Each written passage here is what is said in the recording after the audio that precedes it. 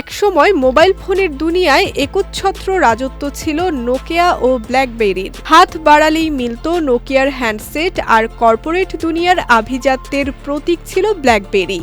কিন্তু প্রযুক্তির নির্মম পরিবর্তনে আজ তারা কেবলই ইতিহাস। সঠিক সময়ে সঠিক সিদ্ধান্ত নিতে না পারায় বাজার থেকে হারিয়ে গেল এই দুই শীর্ষ ব্র্যান্ড।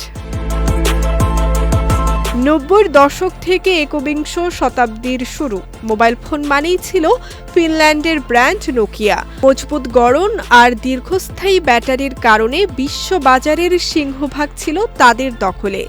কিন্তু ২০০৭ সালে অ্যাপলের আইফোন বাজারে আসার পর বদলে যেতে থাকে চেনা সমীকরণ। শুরু হয় আধুনিক স্মার্টফোনের যুগ। আইফোন বা অ্যান্ড্রয়েড যখন বিশ্বজুড়ে টাচস্ক্রিন ও অ্যাপ ভিত্তিক বিপ্লব ঘটাচ্ছিল, নোকিয়া তখনও তাদের পুরনো সিম্বিয়ান অপারেটিং সিস্টেম আঁকড়ে ধরে রেখেছিল। এই ধীর গতির ও সেকেলে সিস্টেমটি আধুনিক গ্রাহকদের চাহিদা মেটাতে ব্যর্থ হয়। পরবর্তীতে মাইক্রোসফটের সাথে চুক্তি করে উইন্ডোজ ফোন বাজারে আনলেও ততদিনে বড্ড দেরি হয়ে গেছে। প্রযুক্তির এই পরিবর্তনের সাথে তাল মেলাতে না পেরে একসময়ের শীর্ষ রাজা নোকিয়া ছিটকে যায় মূল প্রতিযোগিতা থেকে। বিশেষজ্ঞদের মতে নোকিয়ার মূল ভুল ছিল অতি আত্মবিশ্বাস। তারা ভেবেছিল তাদের হার্ডওয়্যার ও ব্র্যান্ড ভ্যালুই চিরকাল টিকে থাকবে।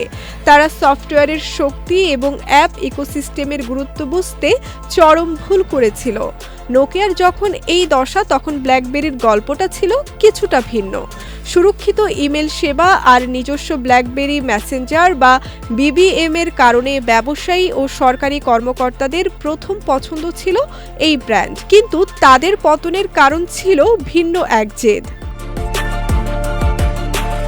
এদিকে গ্রাহকরা যখন বড় টাচ স্ক্রিন ডিসপ্লেতে অভ্যস্ত হয়ে উঠছিল, ব্ল্যাকবেরি তখনও তাদের ফিজিক্যাল কোয়ালিটি কিবোর্ডে জোর দিচ্ছিল।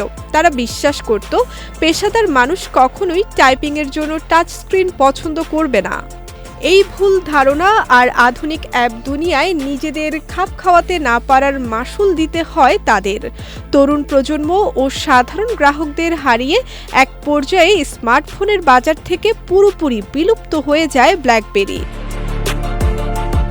অন্যদিকে নোকিয়া এবং ব্ল্যাকবেরির এই পতন প্রযুক্তি বিশ্বের জন্য একটি বড় শিক্ষা। পরিবর্তনকে মেনে না নিলে এবং সময়ের সাথে নিজেকে আধুনিক না করলে যত বড় ব্র্যান্ডই হোক না কেন, বাজারের প্রতিযোগিতা থেকে হারিয়ে যাওয়াটা কেবল সময়ের ব্যাপার মাত্র।